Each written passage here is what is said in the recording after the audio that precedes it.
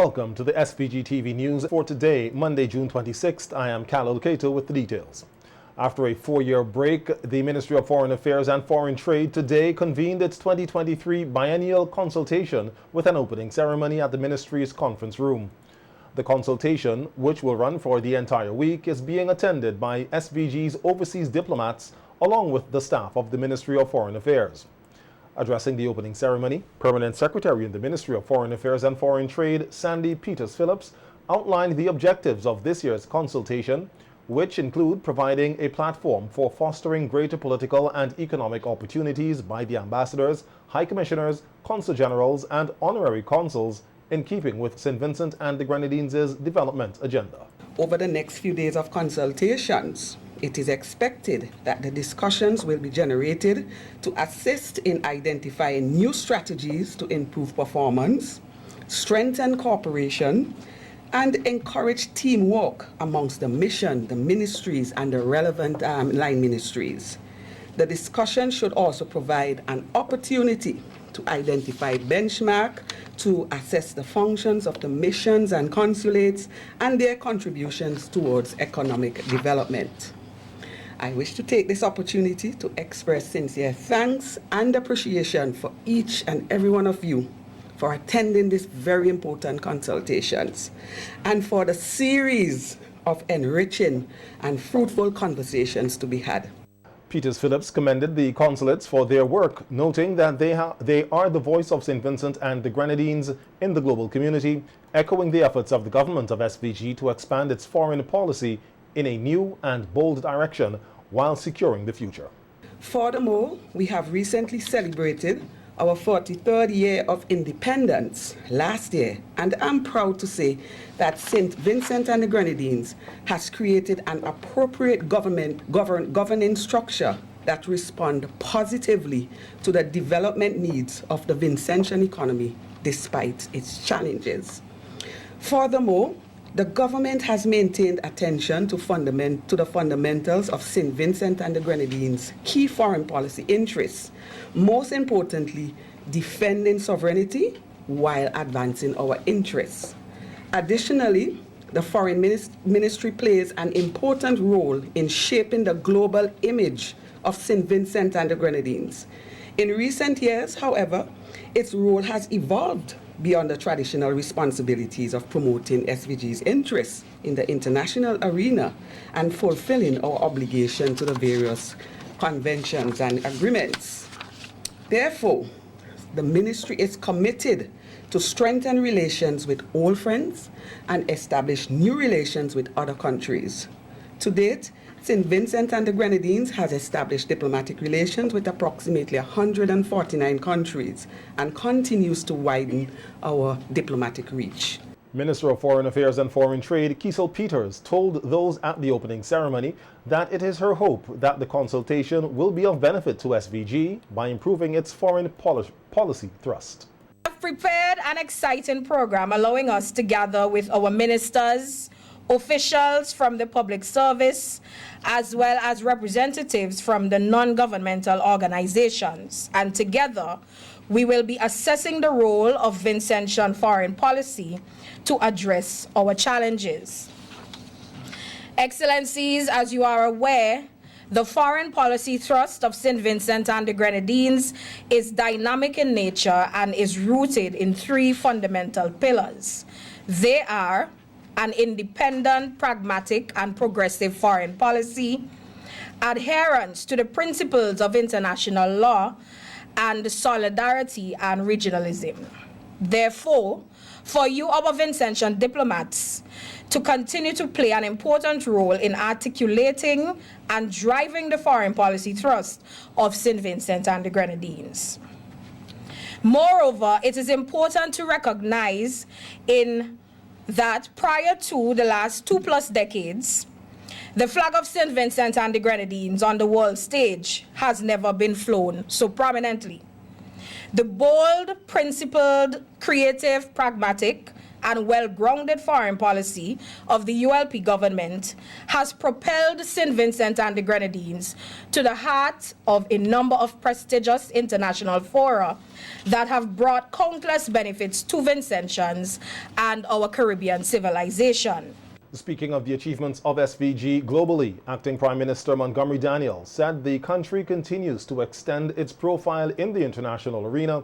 Its missions and consulates are the eyes, that should be as it continues to extend its profile. Its missions and consulates are the eyes and ears of the government outside of SVG, and the country depends on them to lift its profile. On you very much in terms of your work. I know that the challenges are indeed great. It is not an easy task at this point in time. Internationally, of course, we are aware of the troubling moments between Taiwan and China. We are aware of the ongoing war between Ukraine and Russia. We are aware of the continuous war on the West Bank, and much more. We are aware of the actions of climate change and the effects it has on a number of countries in the world. And so,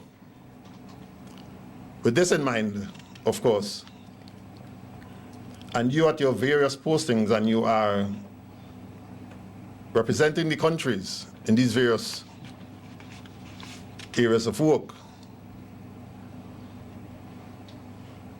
I know at times when decisions are to be made that guidance is being sought.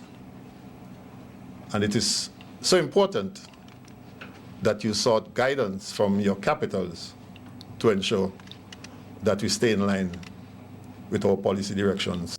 The consultation will wrap up on Friday. Prime Minister Dr. Ralph Gonsalves has made an appeal for urgent attention and concrete action to operationalize the humanitarian response plan to support Haiti. Food insecurity is of great concern in Haiti, where the situation is deteriorating on a daily basis. This year, 4.9 million people in Haiti, almost half the population, are said to be experiencing high levels of acute food insecurity. Prime Minister Gonsalves delivered the message virtually in his capacity as pro tempore president of the Community of Latin American and Caribbean States, CELAC, at a special meeting convened by the United Nations Economic and Social Council in the Trusteeship Council chamber at UN headquarters in New York.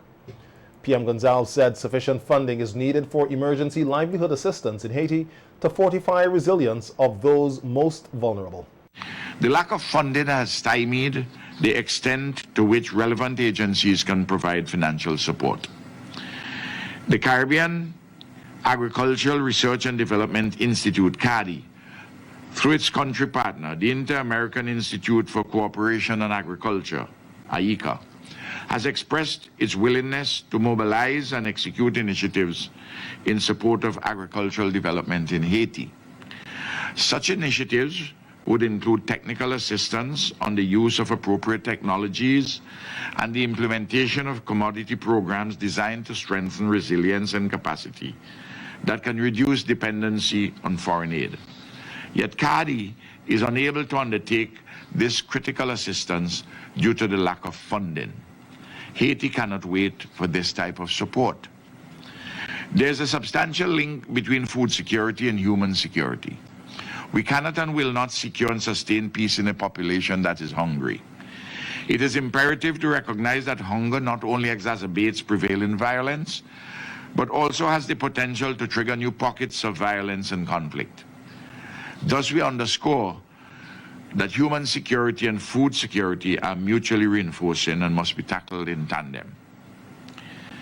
Haitian people are desirous of peace, security, and prosperity, and we must support this ambition through unwavering multilateral action undertaken in good faith. While the efforts to tackle the simultaneous crises within Haiti must be homegrown and nationally led, We must not overlook the transformative role that can be played by various regional organizations, including the Caribbean Community, CARICOM, CELAC, and the African Union. Haiti is a member state of CARICOM and CELAC, and it is a vital and historically significant part of the African diaspora, the 6th region of Africa. Prime Minister Gonzalez, who has been out of state now for about 2 weeks on official engagements, made a stop in the UK on his way back from Ghana, where he held a meeting on Sunday in High Wycombe with Vincentians living in the UK. Prime Minister Gonzalez told those who attended the meeting, hosted by the High Commission of SVG to the United Kingdom of Great Britain and Northern Ireland, that he was happy to be there and provide them with a context as to the circumstances and the things which his government has been doing to improve the lives, living and production in SVG. The very small size of our country, in every material particular, creates for us certain challenges and limitations. But our very terrain and our seas and our people affords us immense possibilities because we do have strengths. And we have had, see, in the current circumstances, how we can make those strengths and possibilities work for us, to uplift our country, our people, and to see to what extent we can limit or minimize the extent of our limitations and weaknesses, or to have those limitations and weaknesses metamorphose into strengths and possibilities. We have a particular history, and through the fever of history, we have, in relation to what I'm going to speak about, certain incidents and processes of ennoblement, but others which have caused historical legacies of underdevelopment. And some of those historical legacies of underdevelopment have been brought about by colonialism, by native genocide committed against our people by the colonialists, by the enslavement of African bodies. Stressing that only the future is ours to desecrate, Prime Minister Gonzalez told the meeting in the UK that though the fever of history has made us compromise, that does not mean we have to be compromising in what we stand for as a people. It is the past, and the past, our fathers' mischiefs. So, in an avoidance of the desecration of our future, what do we have to do? One of our poets from St. Vincent and the Grenadines, Sheikhin, tells us we have to speak to our grandparents and our parents and to our daughters and our sons. And we have to speak in a language which is our own, and to look at the world through the prism of our own eyes and in our own interests. But that fever of history has made us compromises. But that doesn't mean we have to be compromising on what we stand for and what we seek to achieve. And what is the objective? In talking to our grandparents, our parents, and to our sons and daughters through this fever of history which has created us as compromises. Out of all this, we must make a whole daughter and a whole son out of the compromise which we are, which we have become. Prime Minister Gonzalez is expected back in the state this week. Police in Georgetown have launched an investigation into damage to property and attempted theft offences. The police say the offences occurred between last Thursday and Friday on the premises of the Bank of St. Vincent and the Grenadines BOSVG. The suspect in this video is a subject of interest in the investigation. Police are soliciting the assistance of the general public in identifying the suspect. Persons with information that can assist with the investigations are strongly encouraged to contact the following: Police Control by dialing 999 or 911, the Georgetown Police Station at telephone number 458-6229, or the officer in charge at the Georgetown Police Station at 458-6229, extension 4983. All calls, the police say, will be treated confidentially.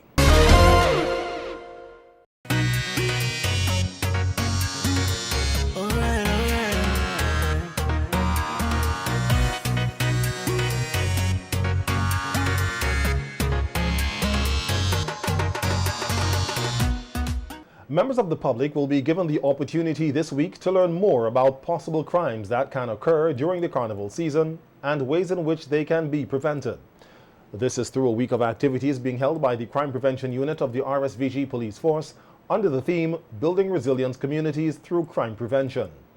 Sergeant of Police Sharon Phillips says the activities which will take place for the week include the annual Carnival Crime Prevention Exhibition, which will be held in front of the Central Police Station in Capital Kingstown on Friday from 9 a.m.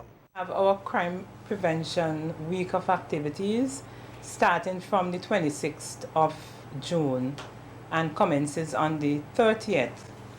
We will be doing, this year we'll be having 2 whistle stops, one on the 27th, and that one we will be going on the windward side of the island, where we will be sensitizing the public on tips in helping to prevent crime for the carnival season and beyond. We having the second one on the 28th, and we'll be going on the leeward side. We will be reaching as far as Chateaubelair. But before we go to Chateaubelair, we'll be making few stops. We'll be doing one in Otley Hall, which is in the Kingstown district, one in the Kittels district, and then to Chateaubelair. On the 30th, we'll be having our crime prevention exhibition, which is outside the Central Police Station, where we will have participants from the police department and also the public.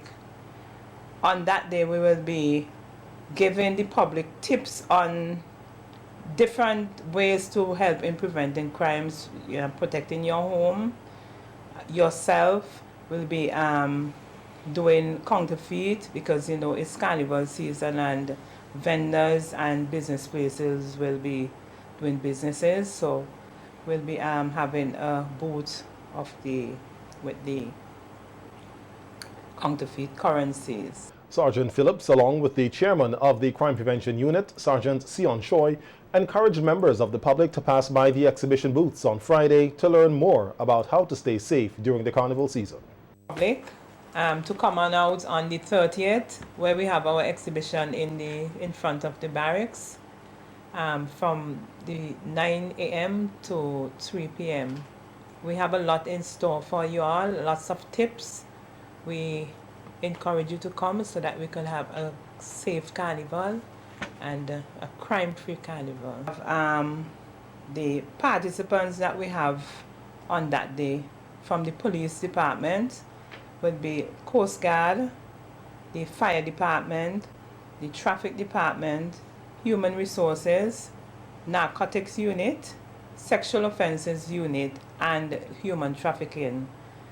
We will, on the business section, we'll be having guardsman security, Tom Finance, which used to be Fast Cash, Police Credit Union, Paladin SVG Inc., Lane's Hardware, Consumers Affairs, Mobilization, Ministry of Mobilization, and His Majesty's Prison, along with Code St. Vincent Limited. Telling you about the fire safety tips, the Coast Guard will tell you how to prevent and protect your lives out in the sea with the fishermen and the person who travels the seas. The traffic department will tell you how to use the road, how to be considerate to road users and the offense. We are pausing from the narcotic will tell you about the illegal substances, how to protect your family. So that we want the support. Come out on that day, and we will stop to hear a lot more of those tips that we'll be putting out to the public.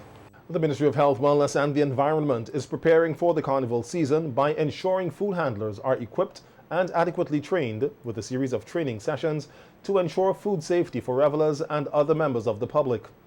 Chief Health Promotions Officer Shanika John and Environmental Health Officer Ralph Williams were guests on NBC Radio's face-to-face program today, discussing food preparation for carnival and general safety tips. Food hand washing regime.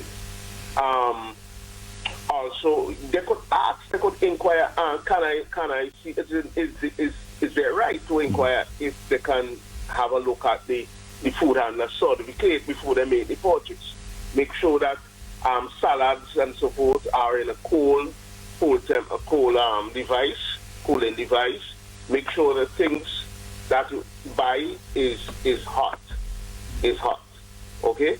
So these are some little things that they could look at. The person, the food handlers, how the food handlers look, how he dress, how he go about doing the food, if he taking the money, collecting the money, and then go and do the food, go and prepare the food and so forth. All these things you have to look at. And once you see these things are not satisfied, I am discouraging the general public, the patrons, those persons who are in come to celebrate the sessions, to don't purchase any food. The Chief Health Promotions Officer said apart from food safety, persons, particularly females, are also being urged to limit their alcohol consumption during the season. Have to be very mindful, yes. And there are some social issues that could definitely come out of overdoing it, so to speak, which could lead to other things. So we have things like people who do risky sexual behaviors that could have impact on their life. We have people who would be drunk or over their limits and they would drive. Right. That could also lead to road accidents and fatalities that we really don't want. So as much as you can, if you can't hold your liquor, leave it alone. I'm stressing that we need to be much more aware of our bodies, what we allow with our own consent, and what we don't allow. It's okay for you to stand up, and you could only do that if you are very much alert. And I'm talking for those persons who might be going on camps, retreats, whatever you might be doing this weekend in particular. Monitor yourself for the last 12 days. I know this is also your festive season. I hope you make a plug for healthy choices during the Icebox weekend as well. Of course. So that persons could just be reminded that you could still enjoy the season and however you choose, but I want you to do it safely. John also stressed the need for persons to know their health numbers in relation to non-communicable diseases. Know that there are persons who are hypertensive, there are persons who are diabetic, there are people who are on the borderline as well, and so many other health challenges that you may be facing right now. What are your numbers?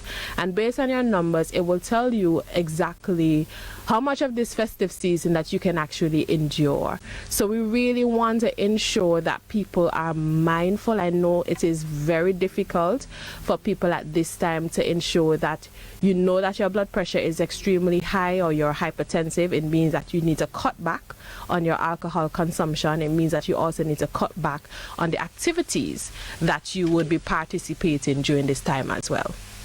A young artist who placed third in the recently held Georgetown Soca Monarch competition with his song Farmer now has his eyes set on the national Soca Monarch competition this year. Speaking with SVG-TV News, Jesse Haynes, also known as Fly, said he has already registered, prayed, and is hoping he will be selected for the finals. I signed up because, you know, it had the whole issue with artists pulling out and they want to. You know how this story going. But then I had to really think about why I entered. And my reason for entering wasn't more so the prize money, but the accomplishment, you know what I mean? It's something I always dream about accomplishing. And this might be my first opportunity I ever get to reach in Victoria Park in the finals. I just didn't think I didn't want to give it up or lose up on the one chance I had to accomplish my dream. So I was trying to follow through with that. And preparations could be frustrating, you know, could hurt your mind sometimes, but we trying to hold with faith, trying to stay focused and do get what we need to get, and just You know, do the job when the is the 8. Yeah, just do the job when the 8 come for soca moon at night. Myself gaining all the flowers, you know, cause in the next 5 years going head into about 13, 14 years since I singing. So by that time I believe like, you know, I should be in an area where I get my flowers at least, you know.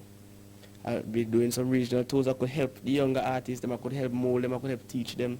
You know what I mean? I could be networking with bigger artists, you know, the older Tunjes, the Marshall. You know what I mean? Me and Skinny could fly out together, being the Vince representatives and what's not. You know, that is how I really see what's going on for me in the next 5 years. The soca artist who grew up in Sion Hill and started his music career in primary school with dance hall said as he grew older, his passion for soca music grew as well. To be honest, I started music from since primary school, but I really started taking serious more going into the college years. We actually started look for studios and pay for recordings. My transition was really, well, I was doing dancehall first, as most would expect. But then my transition now from dancehall into soca, I had to do it a bit with the likes of like Pixel and Carbon, and a couple of my friends them who used to just there around me and saying, you know, dancehall didn't really have much of an industry in St. Vincent, so try soca because I done talented already, so you know, you could make it out. And that's how I started. I did my first soca in 2015 with Island Shack. Yeah, and from there it was just every year I participated in Carnival, every year. Yeah, well, here, if we're big enough people, we have to big up first and foremost the Junction Massive. You know what I mean? And the really set of brothers them. We're big up Just Boss. We're big up all the team them, all the artists. And especially all the teams them, because we ain't had no diversion with this. We ain't saying we let him in this area, we ain't supporting man from that area now. Always one, this is one Vincy Mas, all we doing it together. You have also the producers, the radio, the DJs them, the TV hosts them like yourself. Everybody, I just want to love and respect all you, and I'm big and all you. Fly says that his song Farmer has been doing well thus far, ramping up over 100,000 views on YouTube, and it has also earned him the 3rd place position at the Georgetown Soca Monarch competition. The girl and them looking the farmer, the girl and them looking the farmer, they say that them looking banana, they say that them looking banana. What you giving them long grammar shell? We giving long grammar shell. You don't know, this song, the girl them looking the farmer, they looking banana. Yeah, that is just a song, well, I was on the junction, you know, we just do a little thing, we just build vibes, freestyle. You know, just find little concepts to work with for the season, and we just do that right throughout the year, almost every day. So then the concept hit me in a little freestyle, but when everybody else now probably forgot about it, something just tell me, boy, you know, this might be something that could work. And so I always keep it large in my head until I went by Sean Beats, that is the producer for Just Boss. Yeah, then he gave me this rhythm called West Africa Rhythm. And I don't know, it was just like the perfect match. You know, like what macaroni and mayonnaise, the macaroni and cheese, they just go together, they just went perfect together, and the rest was history with that song there. Yeah. So far, my accomplishments with this song, well, I finally get my first 100K off my own. Big up the people who following, who liking, who subscribing, who listening it every day. Went in the Georgetown Soca Monarch, I placed 3rd. You know, give thanks, big up God, big up Slow who came 2nd, big up Chateau who come 1st. It's just love and everything. And we just, you know, we getting ready to go in the big Soca Monarch and see if I could correct the mistakes and work on it and do a little better and get a little better presentation.